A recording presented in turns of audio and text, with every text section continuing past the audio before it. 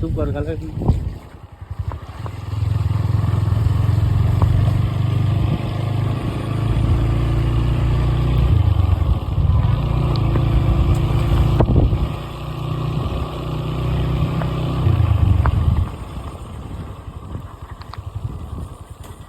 রাস্তা বন্যায় সব রাস্তা তলায় গেছে।